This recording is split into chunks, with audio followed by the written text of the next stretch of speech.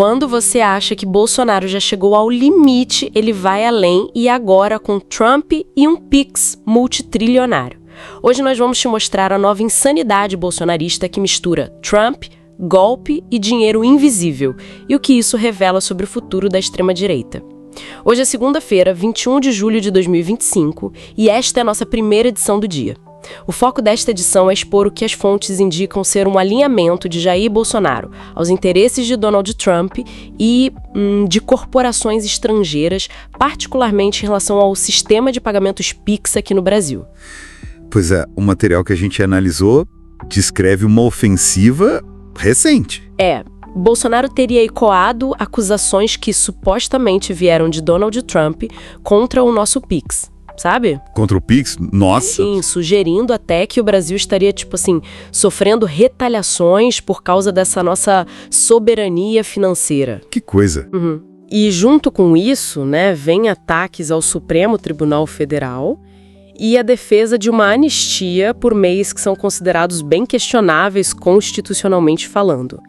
A interpretação que as fontes trazem é que tudo isso se conecta, de alguma forma, a uma pressão de grupos internacionais sobre o mercado digital brasileiro, marcando uma mudança, Aquela retórica nacionalista antiga. Deu lugar a outra coisa. Exato. Dando espaço ao que o material chama de estratégia de entrega.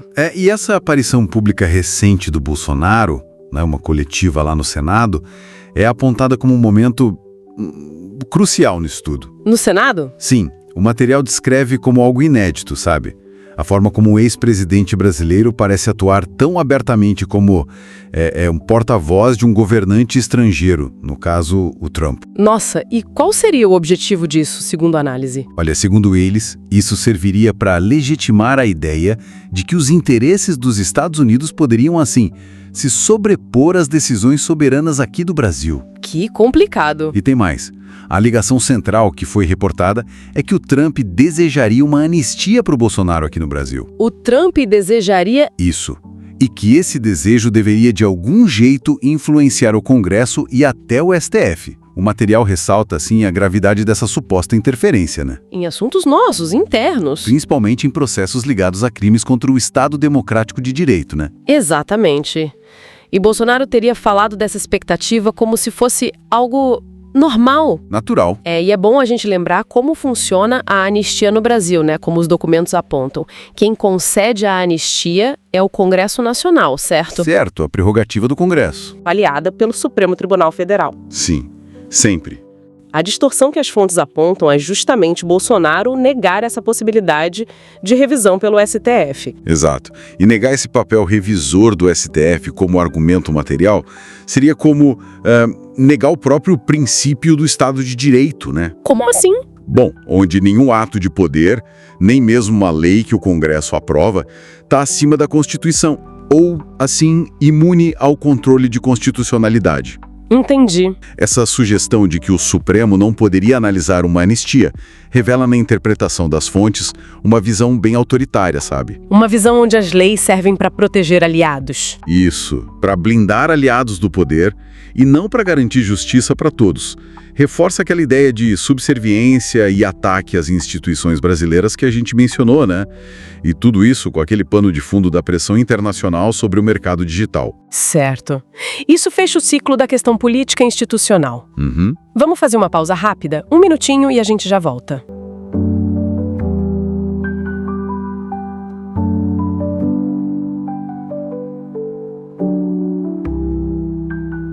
Voltamos. Olha, nesta parte da nossa edição, a gente mergulha mais fundo, naquela dimensão geopolítica, econômica, que os materiais que a gente recebeu revelam por trás dessas movimentações recentes sobre o Pix. Isso. Vamos dar uma olhada na ofensiva dos Estados Unidos contra o sistema brasileiro, o que essas fontes falam do papel de gigantes como a Meta e um ponto bem delicado, esse apontado silêncio de uma parte da elite aqui do Brasil. Exato. A ideia é entender como essa briga vai além, Além daquela retórica política do dia a dia. Os documentos mostram uma teia, sim, bem complexa. Envolve grana internacional, interesses financeiros globais, a questão da nossa soberania também, e até reação popular. Tudo isso costurado, né, com base nessas informações que a gente tem. Tá. Para a gente começar a organizar as ideias, então, um ponto que os textos destacam muito é aquela investigação formal.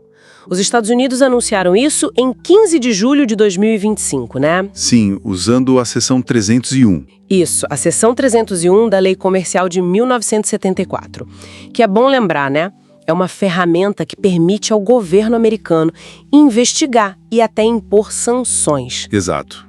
Contra práticas que eles consideram injustas lá fora. E a justificativa oficial, segundo os materiais, olha, mistura um monte de coisa. Falam de supostas práticas desleais do Brasil, claro, mirando o PIX. O foco parece ser o PIX. Mas aí citam também a 25 de março, pirataria, etanol, desmatamento, corrupção. É quase um pacote completo. E a ameaça é bem concreta. Tarifas de até 50% nos nossos produtos. Pesado. E nesse cenário todo, é fundamental a gente entender o tamanho do PIX, o que ele representa. As fontes mais novas que a gente analisou falam de uma movimentação, assim, impressionante. Qual o número? Coisa de 26 trilhões em 2024. É muito dinheiro. E é um sistema público, né? Gerenciado pelo Banco Central. Isso realmente mexeu com o tabuleiro financeiro aqui no Brasil. Democratizou o acesso, quebrou uns monopólios bancários antigos. Com certeza. Então, é natural, como os textos sugerem, que isso gere um incômodo, né?